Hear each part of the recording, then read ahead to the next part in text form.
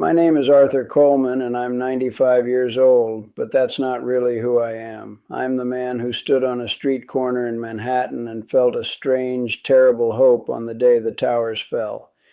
It feels like a shameful thing to admit, doesn't it? To find a glimmer of something good in all that smoke and ash, a whisper of promise in the chaos. While the world watched in absolute horror and the sirens screamed a song of pure, unending grief, a quiet, dangerous thought took root in my mind. Maybe this is what it takes. I saw strangers holding each other on the sidewalks, their faces streaked with dust and tears, and I thought we had finally learned something profound. I thought we were finally ready to close the distances between us. But I was a fraud. I was celebrating a unity I refused to practice in my own home, with the one person who mattered most. That hope I felt, it was a lie I told myself, a beautiful, devastating lie. I wasn't a hero that day. I wasn't a firefighter or a police officer. I was just an old man, 74 at the time, an electrician on his way to get a cup of coffee. I remember the exact feeling of the paper cup in my hand. It was warm at first, but I just stood there, frozen on the sidewalk, as the impossible happened in that perfect blue sky. I never took a single sip. I just held it, feeling the warmth slowly seep out, replaced by the chill that was spreading through the city, through all of us. The noise was the other thing, the sirens. It wasn't just a sound. It was a physical force that drowned out everything else. It drowned out thought. It drowned out the past. For a few hours, it even drowned out the stubborn, stupid silence between me and my brother Michael. In the loudest moment of my city's life, all I could feel was a different kind of quiet. The one I had chosen, the one that cost me everything. My brother Michael and I, we hadn't spoken in 3 years. 3 years of silence over what? $100 from 1972 he swore he paid back, and I swore he didn't. It sounds so foolish now, doesn't it? $100. But it was never about the money. It was about the principle, we told ourselves, about being right. Our pride built a wall between our two houses in Queens, a wall thicker than any brick and mortar. He passed away 2 years before that September morning, a sudden heart attack in his sleep. I never made the phone call. I held the receiver in my hand a dozen times, the weight of it heavy with all the words I couldn't say. I'm sorry. I miss you. Who cares about the money? But pride is a heavy coat, and I never found the strength to take it off.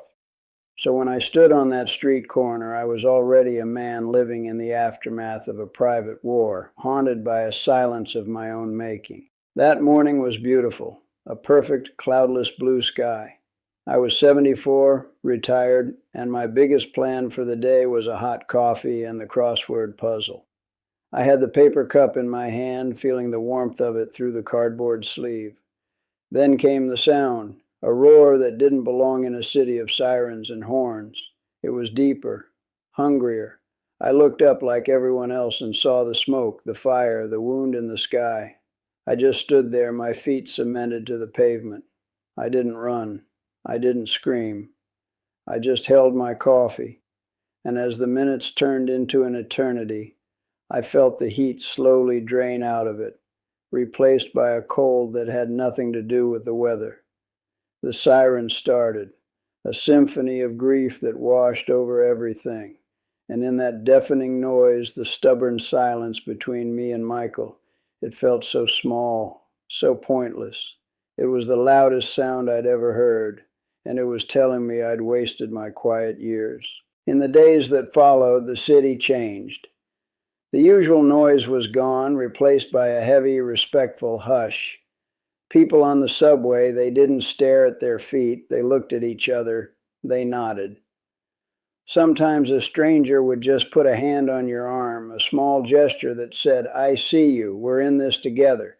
And that's when that strange hope took root in me. I saw all this kindness, this sudden, desperate unity, and I thought, this is it. This is the lesson. We finally understand.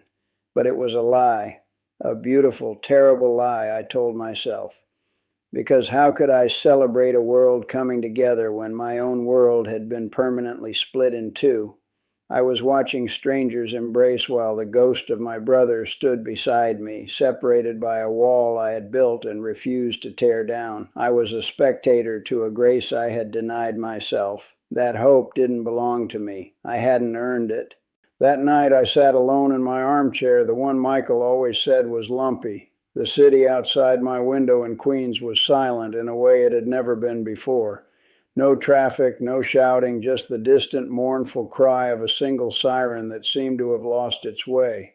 The only light in my apartment came from the television. It painted the walls in flickering shades of gray and orange, showing the same impossible image over and over again. The towers standing and then not. I remember I could smell it even all the way out here, a faint, acrid scent in the air like burnt metal and chalk. It had crept in through the window screens, a ghost of the disaster miles away. It felt like the city itself was wounded, and we were all breathing its dust, its pain. In that dark room, with only the television for company, the silence wasn't peaceful. It was heavy. It was the same silence I had shared with my brother for 3 long years. And as I watched those images repeat, the smoke, the falling steel, the dust clouds swallowing the streets, a thought came into my head. It wasn't a prayer, it wasn't grief, not yet. It was something else, something I'm ashamed of now. I thought maybe this is what it takes. I saw the clips of strangers helping strangers, of firefighters covered in ash, of a whole city holding its breath together, and I felt a flicker of hope, a terrible, fraudulent hope. I told myself that we were learning something vital, that out of this horror, a better version of us was being born. But I was a liar, sitting alone in the dark. How could I believe in the unity of 8 million people when I couldn't even cross the small distance to my own brother? I was celebrating a lesson on a global scale that I had failed in the most intimate way possible. That hope was an anesthetic for my own personal guilt, a way to look away from the wreckage in my own heart. That glowing screen became my confessor. For a few days, it allowed me to believe I was part of something bigger, a city reborn from ashes. It was so much easier to focus on that grand cinematic story than on my own small, pathetic one. My story didn't have heroes or villains. It just had 2 stubborn old men and a $100 debt that had metastasized into an impassable wall. The unity I saw on television was a reaction, a reflex. It was the kind of togetherness born from shared terror. The unity I had failed to achieve with Michael, that required something much harder. It required humility. It required admitting you were wrong. It required picking up a telephone when your pride was screaming at you to leave it on the hook. That night, I wasn't watching history unfold. I was watching the grandest possible excuse for my own failure, and I clung to it like a life raft. It was the most dishonest moment of my life. The real poison of that day for me wasn't in the air, it was in the hope. A counterfeit hope I had no right to feel. There I was, watching the world pledge to come together, to look after one another, and I felt a part of it, a part of the healing. But I was a hypocrite, a fraud. I was the man who let his own brother die estranged over a forgotten loan and a mountain of pride. Every time I saw strangers hugging on the news, every time I heard a politician talk about unity, it felt like a personal accusation. I was celebrating a virtue I had refused to practice in my own home with my own blood. The dust that settled over the city, that fine gray powder that covered everything, it felt like it was just covering the rot in my own heart. I was using a national tragedy as a blanket to hide my own personal failure and the shame of that. It's a stain that time doesn't wash away. It's a debt I can never repay. My fear, the one that keeps me up at night now, isn't about another attack. It's a quieter, more insidious fear. It's the fear that we as people are only capable of kindness when the house is on fire, that our compassion is a reflex, not a choice. My deepest regret is a memory so small, so mundane, it almost disappears next to the enormity of that September day. It's me, a week before Michael had his heart attack, standing in my kitchen. I had the phone in my hand, the old black rotary one. My thumb was hovering over the first digit of his number. My heart was a drum in my chest telling me, just call, let it go. But my pride, that cold and heavy coat I wore, whispered back, he owes you the call. He was the one who was wrong. I put the receiver down. I chose being right over being a brother. That single silent click as the phone went back into its cradle. It's the loudest sound in my memory, louder than any siren. The wound I carry from that time doesn't look like twisted steel or broken glass. It's an invisible thing. It's the silence that followed Michael's death. People talk about the trauma of what they saw, and I understand that. I saw it too. But the real trauma, the one that never fades, is the trauma of what you failed to do. The towers fell in a single morning. It was loud, violent, and the whole world saw it. The wall between me and my brother, that was built silently, brick by brick, over 3 years of stupid, stubborn pride. It didn't come down in a cloud of smoke. It just hardened. It became permanent. And that's the scar that still aches. It's not the memory of the sky falling. It's the memory of a phone not ringing. It's the knowledge that I had 1,000 quiet, ordinary days to tear that wall down, and I chose to leave it standing. I waited for a catastrophe, but the real catastrophe was already happening silently in my own heart. And why am I telling you all this now, after all these years? Because that dust, I feel like it never really settled. It's in the air again, only it looks different now. It isn't from a building. It's the dust of small, hard words. I see it everywhere I look. In the grocery store line, on the little glowing screens everyone carries in their pockets, even at the family dinner table. There's this constant sharpening of edges, this quiet arming for a fight that never seems to end.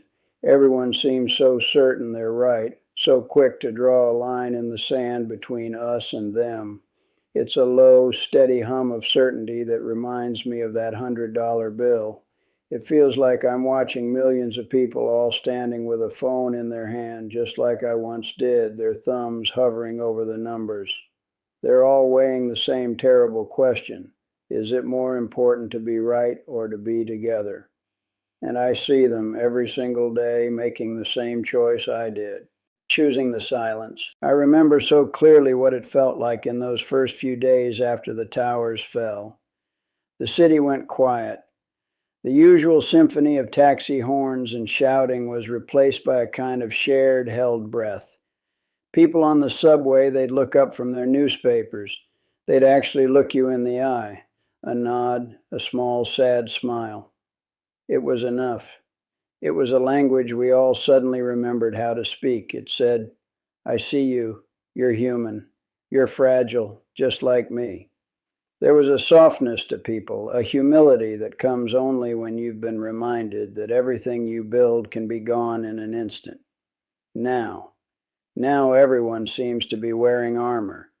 Conversations aren't conversations anymore. They feel like battle plans.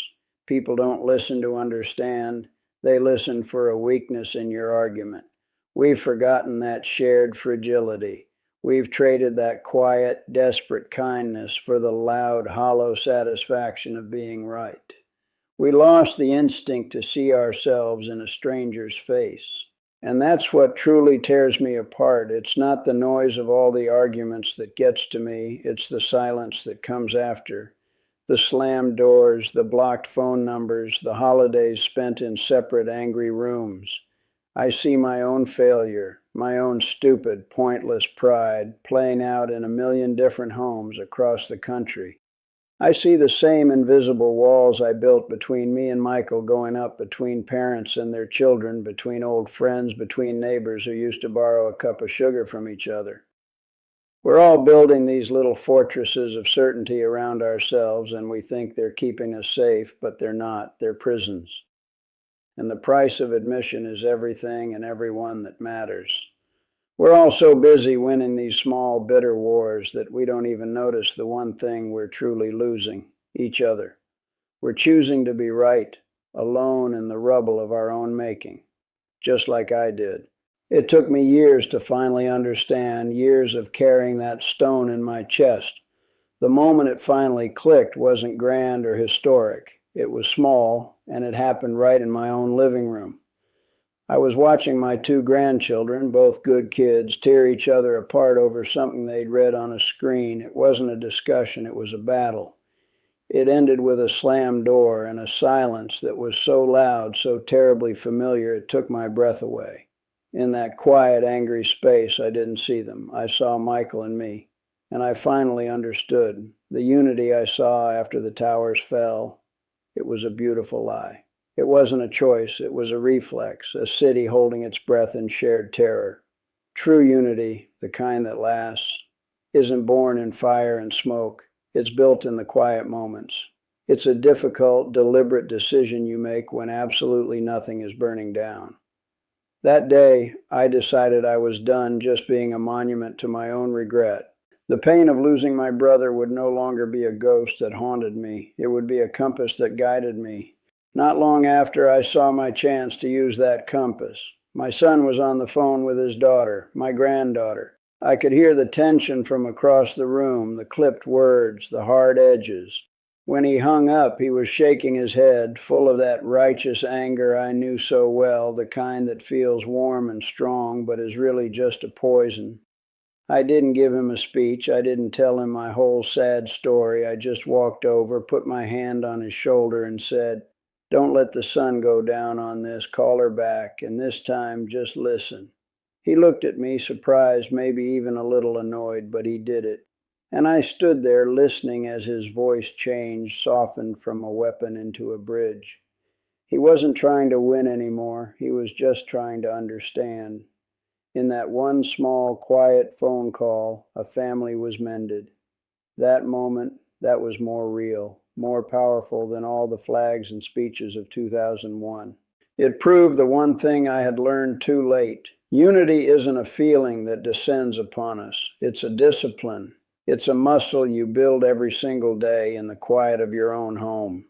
So I'm asking you, just for a moment, to stop listening to this old man's voice and listen to your own heart instead. Is there a name in there, a face, someone in your life right now who is on the other side of a wall of silence, a friend, a parent, a brother, a child? You know who I'm talking about. You're both waiting for the other one to make the first move, to admit they were wrong. You're holding on to your pride like it's a shield, but I'm telling you, it's not a shield. It's a cage. I spent years in that cage, and all it cost me was my brother. Please, ask yourself this one simple question. Is winning this argument, is being right, worth more than that person? The world is full of people who are certain they're right. It's drowning in them. What it needs, what it is starving for, is a little more kindness. It needs fewer people winning and more people mending.